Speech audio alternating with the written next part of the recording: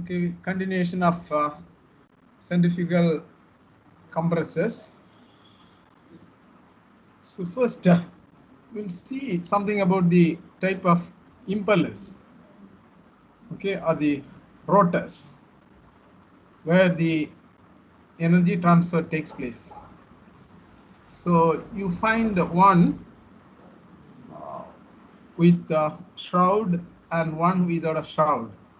Okay, so the construction, the central portion, okay, that's called the back plate or the hub, on which the blades are fixed. Mostly they are all, I think, cast. Okay, then have the vanes. Okay, limited number of vanes will be there. Then in the front shroud, the opening is called the eye, through which the air enters, or whatever gas is being compressed, that will enter.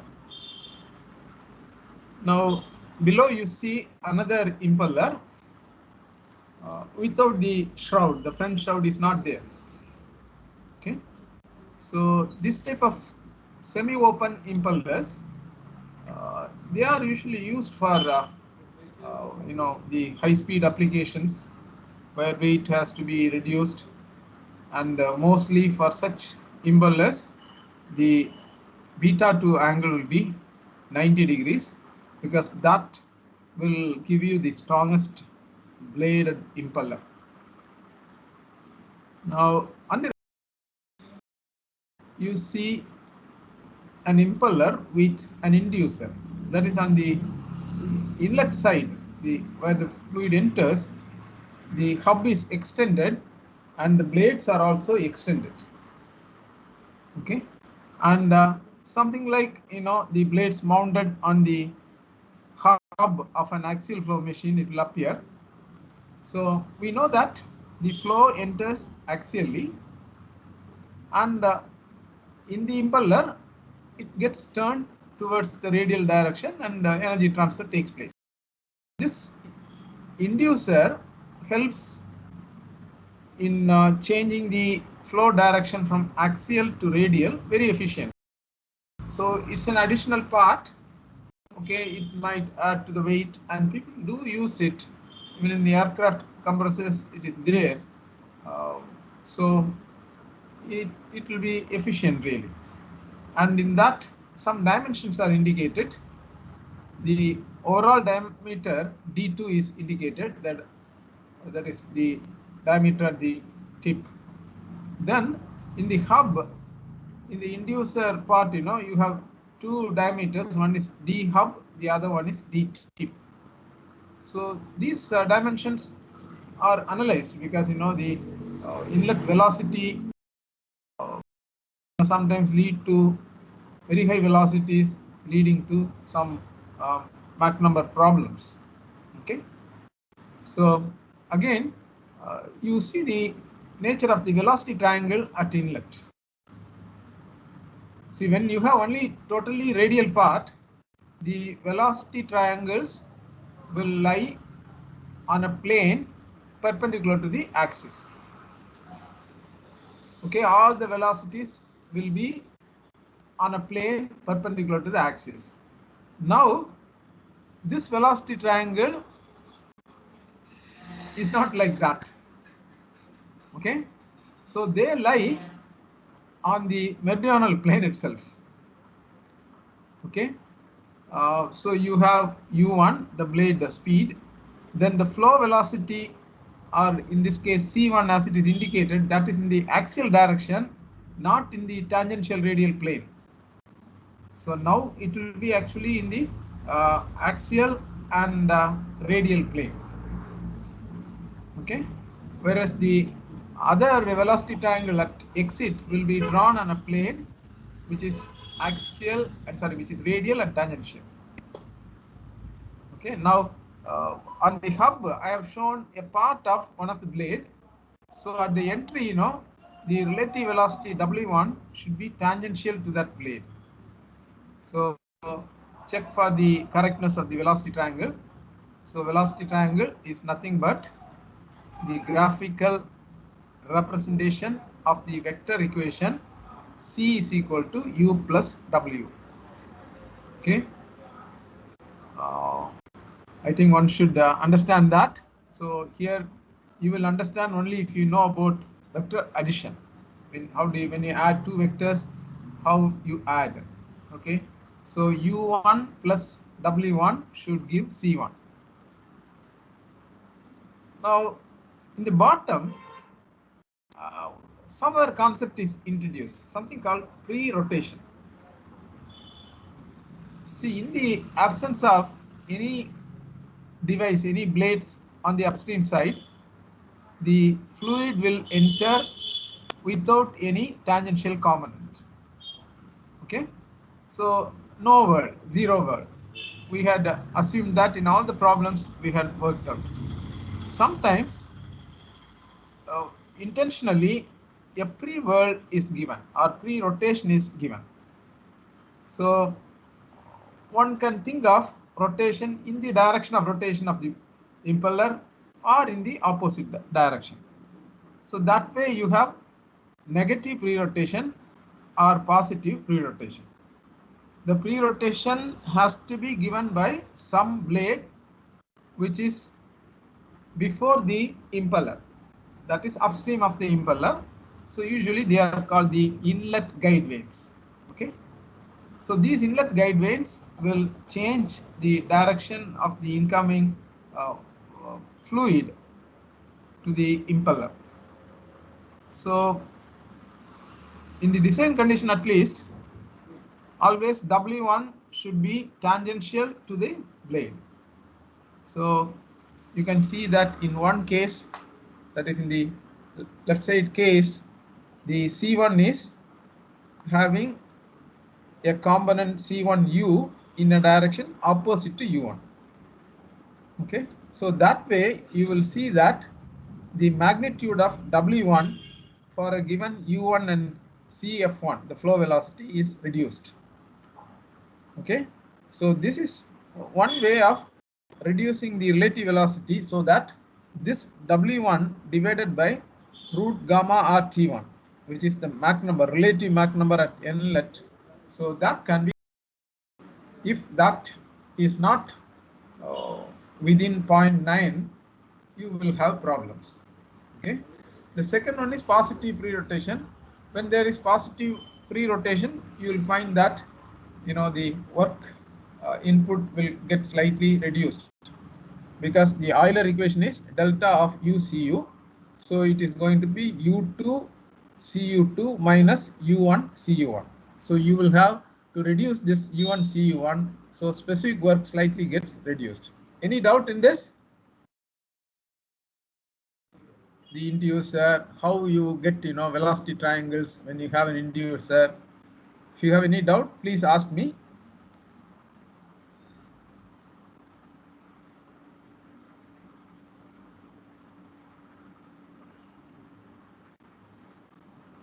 Okay, are you able to hear me? Yes, sir. Okay, so I'll go to the next slide. Okay, next is about the performance of a centrifugal compressor, the constant speed performance. So the centrifugal pump compressor is run at constant speed, and by some the flow quantity discharge is varied. Correspondingly, you find out the pressure ratio P03 by P01. Okay, so P03 is the pressure at the outlet of the compressor. Okay, so usually for our calculations we take it at the outlet of the diffuser. So you have the impeller, then there may be a vaneless space, then there is a vaned diffuser. This is after the diffuser, P03. Okay, so you find the main characteristics, the actual characteristics, the bottommost line. Now you have the theoretical calculation, and based on that you have a line, the blue one.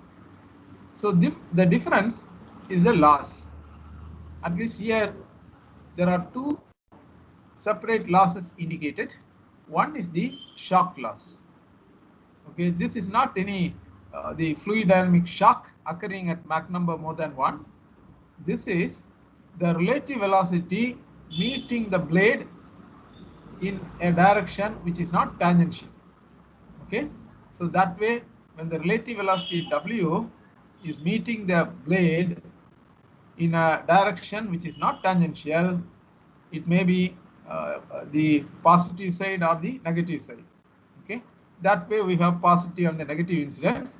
So this incidence loss is otherwise called shock loss. So at the design condition, the loss is not there because the relative velocity W1 will smoothly enter into the impeller. Now the other one is friction. So friction where everywhere. Okay, so between the blade and the fluid, the rotor or in the diffuser, or there may be other losses like sudden expansion and change in direction. All these things will contribute. So fluid dynamic losses mainly because of the viscosity nature of the fluid. Okay, so this is the performance characteristics of a centrifugal compressor. So next, another interesting set of concepts, the choking and surging in centrifugal compressors. Okay, so these are two phenomena that limits the performance of compressors. So surging limits the lower range of mass flow rate. The flow rate drastically reduces zero. Maybe there is reversal of flow, and this may occur cyclically. So when surging happens, so that means the flow coefficient, you have the design flow coefficient, it is on the left side of that.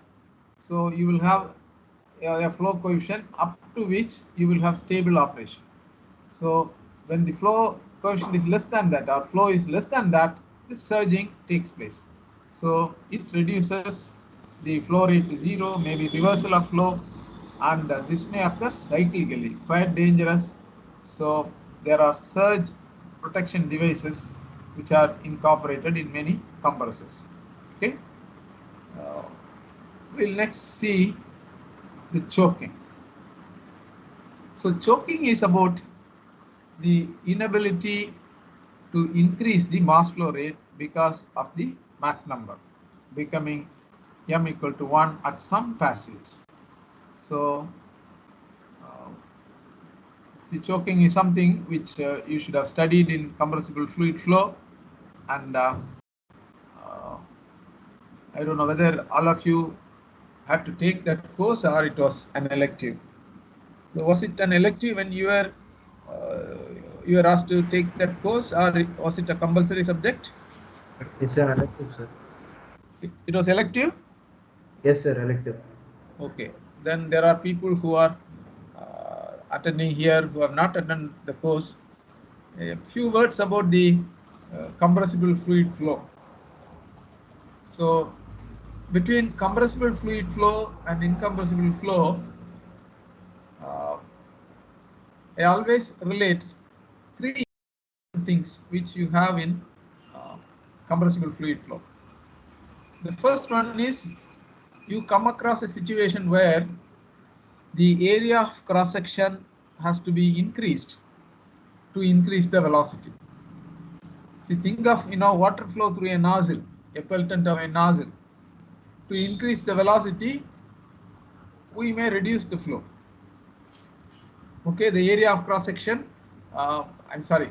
To increase the velocity, we reduce the area of cross section. Then the velocity will increase. Okay, for the same discharge. But in supersonic flow, it is the other way. Theoretically, you get an equation which says that area has to be increased. But physically, or how you build up an intuition that beyond Mach number equal to 1, that is supersonic flow, in a duct to increase the velocity, you have to increase the area. So that is one thing. Then second one is the existence of fluid dynamic shock. So there are fluid passage where the flow velocity suddenly changes. How sudden means? They say it is only a few microns thick. Okay, the velocity changes, the pressure changes, the density changes. So such a sudden change, that is called the shock or fluid dynamic shock, for which the upstream Mach number will have to be more than 1. And after the shock, interestingly, the Mach number becomes subsonic. So Mach number, what will be the condition? All these things are actually tabulated in the shock table. So normal shock is there. Then a special type of shock called the oblique shock. So the second one is the occurrence of the shock. The first one is you have to increase the area of cross section to increase the velocity in supersonic flow. Second one is existence.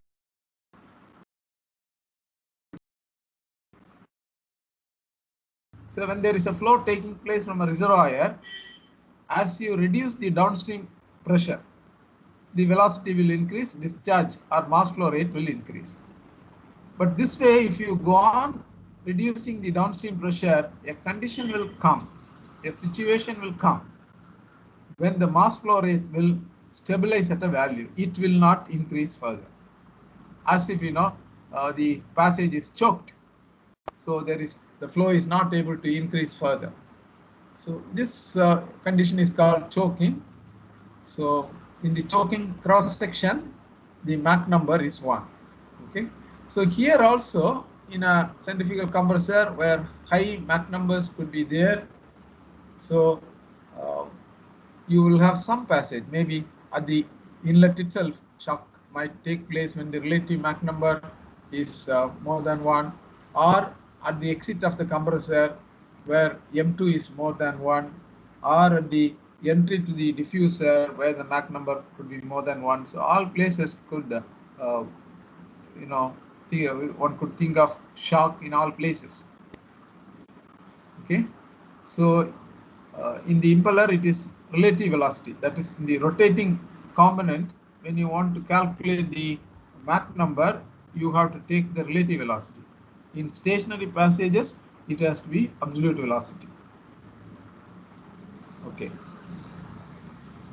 Now, any doubt in choking and surging?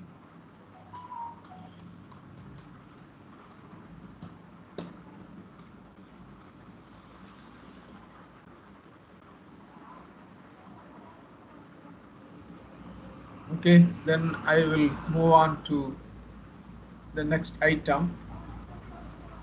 Say the pressure coefficient. See, I gave you a lot of equations. In that, you will find a term pressure coefficient denoted by phi p. Some books say it is psi p or even Cp. Some people denote that.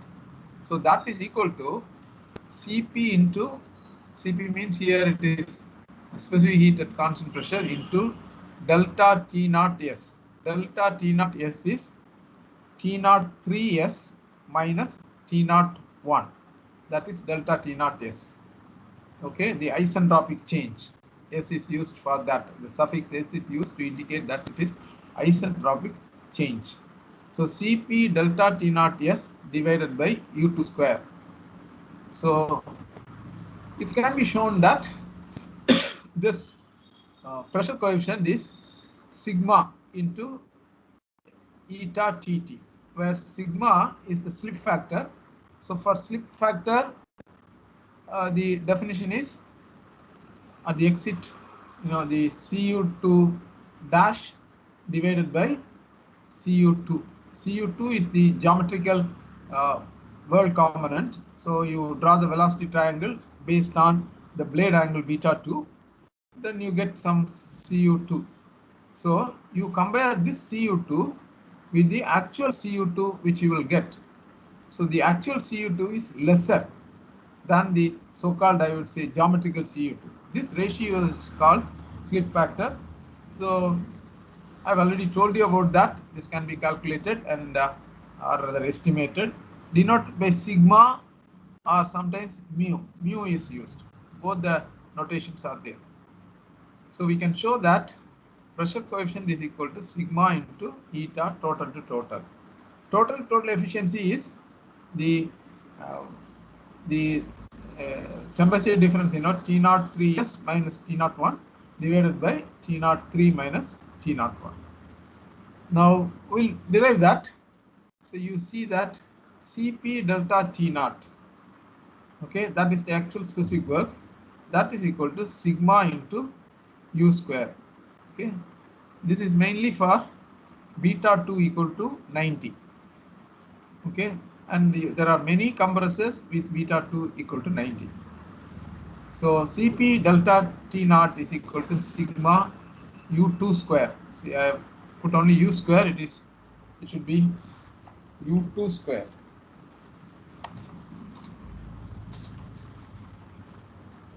Okay, U2 square. So I can write Cp into instead of delta T0, I will use delta T0 S by eta Tt. So that is equal to sigma into U2 square. Now Cp delta naught S divided by U2 square is 5p. So I can write that 5p is equal to Cp into delta T naught S divided by U2 square, which is nothing but sigma and eta T2, eta total to total. See, all these things are, people use because for calculations you may have to assume these values. Okay, so for a particular type of design and situation, people have an idea that sigma is that value, or total efficiency you can get only this much. So these values are used for the initial estimation or the design. Okay, now why that parameter is called pressure coefficient? Why the name pressure coefficient? So we'll see that. So 5p is equal to Cp into delta T naught S by U2 square. So that is equal to Cp into T naught 3S minus T naught 1 by U2 square. So I take T naught 1 out of the bracket. So Cp T naught 1 divided by U2 square into T naught 3S by T naught 1 minus 1. This T03S by T01 can be represented by the pressure ratio P03 by P01 raised to the power gamma minus 1 by gamma. Okay. So finally I get 5p is equal into U2 square by Cp T01 cross multiplication. Okay. So that we get is equal to stagnation pressure ratio power gamma minus 1 by gamma minus 1. So now I can write an expression for the pressure ratio, because for any compressor, one will be interested in estimating the pressure ratio you can get when U2 is known, when the inlet condition T01 is known, Cp is known. So now you find that this pressure ratio depends mainly on the parameter 5p. So it's called the pressure coefficient. Okay, for design, pressure coefficient values are 0.65 to 0.75 for gas turbine compressors. Okay, gas turbine compressors will have to run at really very high RPM so that they will be lighter, especially when the gas turbines are used for aircraft. Gas turbines are also used for other applications. You have power generation gas turbines, you have marine propulsion gas turbines and things like that. Okay, so this pressure coefficient for industrial compressors, they have lower values, 0.45 to 0.65. we'll just work out one small problem based on that. Calculate the stagnation pressure ratio for an industrial centrifugal air compressor with a tip speed of U2 equal to 400 meters per second.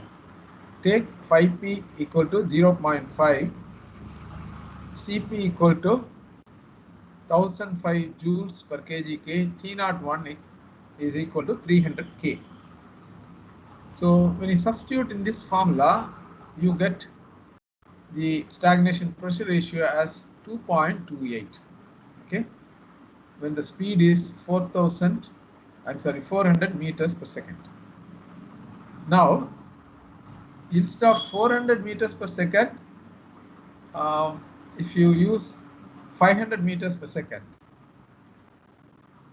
5P, you take a value of 0.75, the ones used for gas turbine compressors, the upper value 0.75.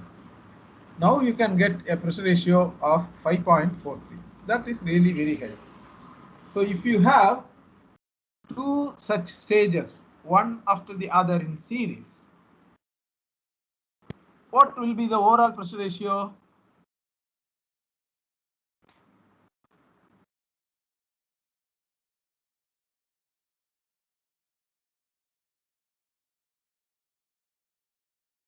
Somebody?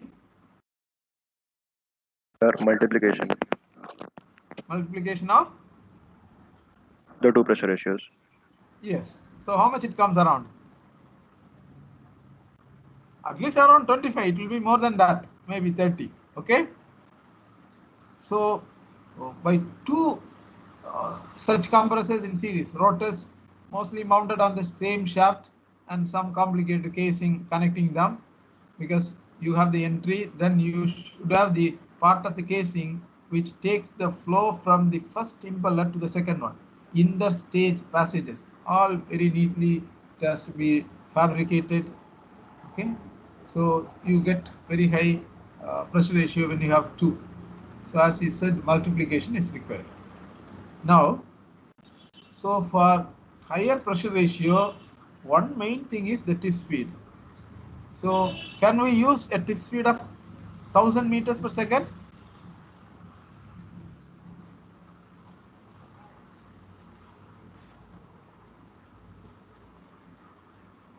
Okay, 1000 you cannot use. So at present, I think maybe up to 500 they are using. Okay, from using materials like titanium, which can withstand higher stresses. So usually there may not be much applications where the tip speed is more than about 500 meters per second. Okay, so it is something like the upper limit. So higher speeds means the technology involved in putting them in bearings and managing all those things will be difficult. It is more of high tech. Okay. Okay. Now, any doubt in the previous portions?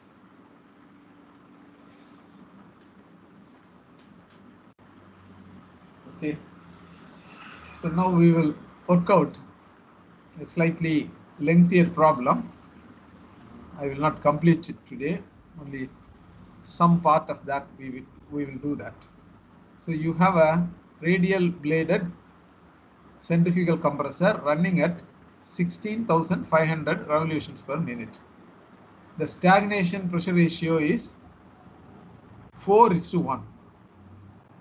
When the atmospheric temperature and pressure are 25 degrees centigrade, that is 298 K, and 1 bar. Pressure is 1 bar, temperature is 298 K.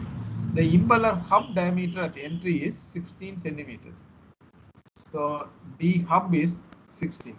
The axial velocity at the inlet and the absolute velocity at the diffuser exit are both 120 meters per second. The mass flow rate is 8.3 kg per second through the impeller.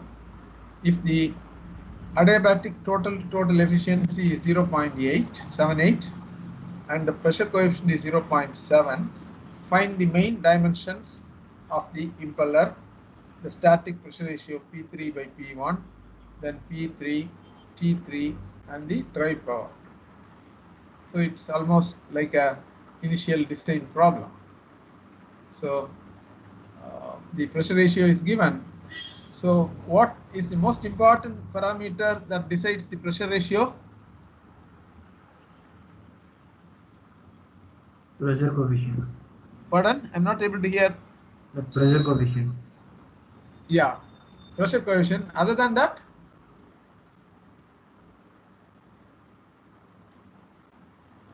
Sir, tip speed velocity. the tip speed. The tip speed is the limiting one. Okay, so you will find, compressors with tip speed maybe 100 meters per second, but with 100 meters per second you need number of stages to produce enough pressure ratio. I think it has to be 300 plus. So this 4:1, you will find that the tip speed is maybe about 400 and odd. Okay, between 400 and 500. Then only you will get a pressure ratio something like 4:1. So we will first find out the tip speed and the diameter of the impeller. Okay. Now the TS diagram is again indicated. I think at least some of you will be quite familiar with that. Here I have shown only two portions, the impeller, that is 1 to 2, and the other portion 2 to 2 dash is the vaneless space. I have not indicated in this. Then 2 dash to 3 is the diffuser. Okay, so you have the point 03, 3 and 03. The height difference between 3 and 03 is the velocity c3 square by 2 cp. Okay, the temperature, the dynamic temperature, the static temperature plus the dynamic temperature. Okay, now T0s you can, I'm sorry, 03s, how we get that constant pressure line P03 is extended to cut the constant entropy line through point 1. So there you get 03s. So our efficiency definition, there we use 03s.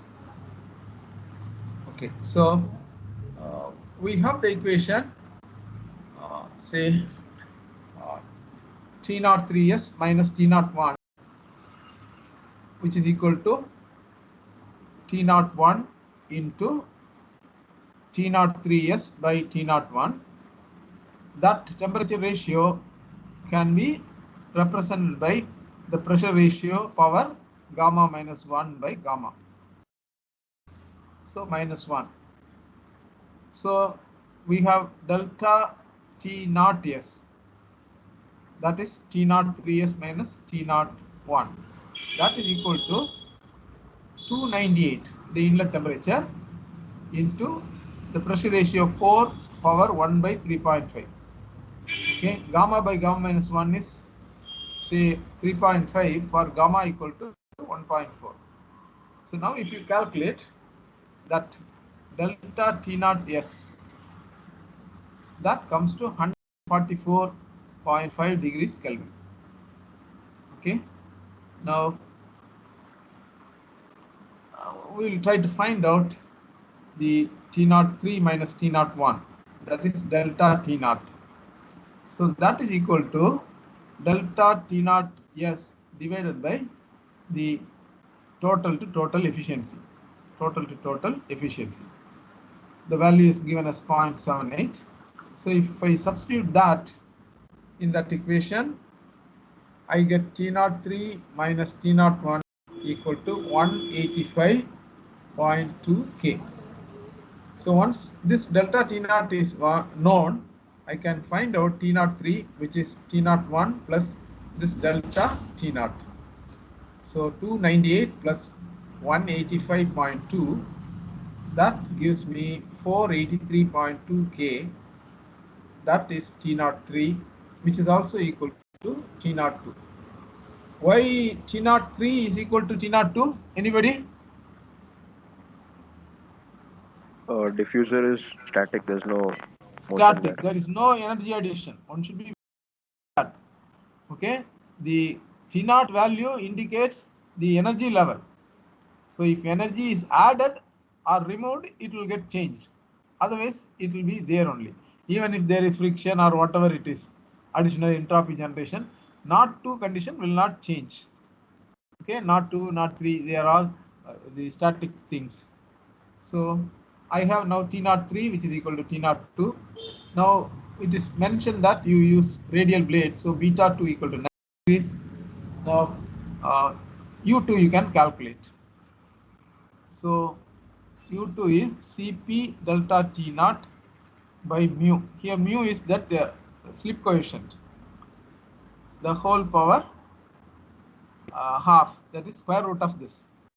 So when I substitute these values, I get the velocity U2 as 456 meters per second. Okay, so as I told you, for a pressure ratio of 4:1, the tip speed will have to be more than 400.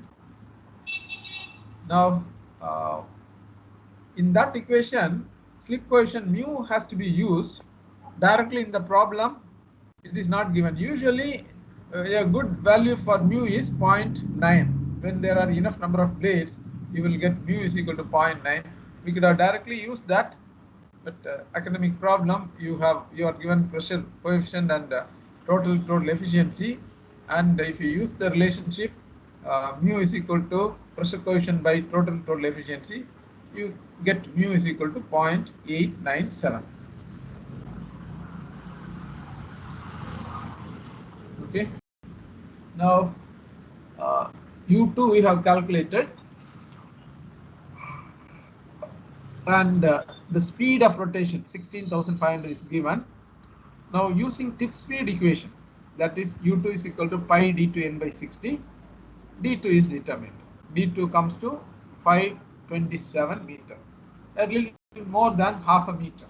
Okay, that is the diameter, and this half a meter diameter rotor will be spinning at a speed of 16,500, so that you get a tip speed of 456, and it produces a pressure ratio of 4:1.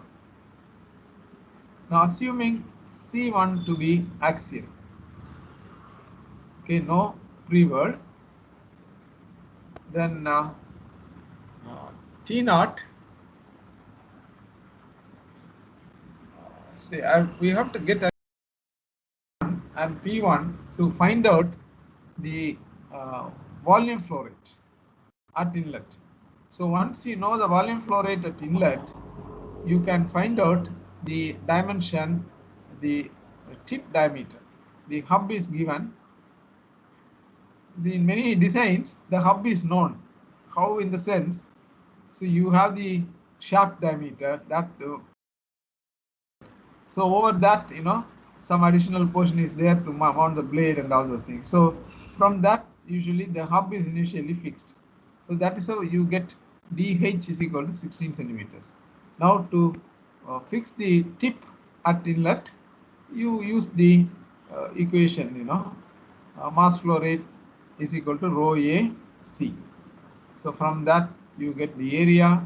Then the area is equated to pi dt square minus dh square by 4, so that dt can be calculated. So you get a value of dt equal to 0.324. So you can see the sketch of the impeller. The diameter d2 is a little more than 0.5 meters. Then you have the impeller. So this type of impeller with the inducer part is also called 3D impeller, because the blades are of 3-dimensionally curved. Then there you have tip and hub. Hub diameter was given as 16 centimeters. The tip is around 32 centimeters. Okay. Then in this TS diagram, I have indicated the 2 dash also.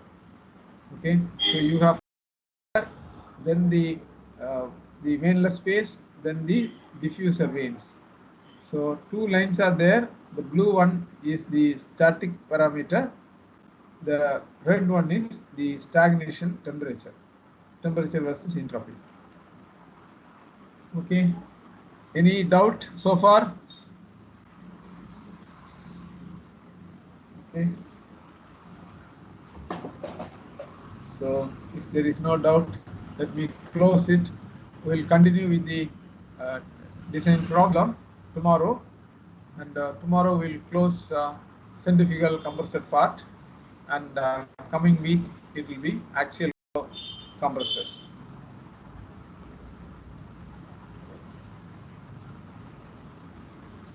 Thank you, sir. Okay.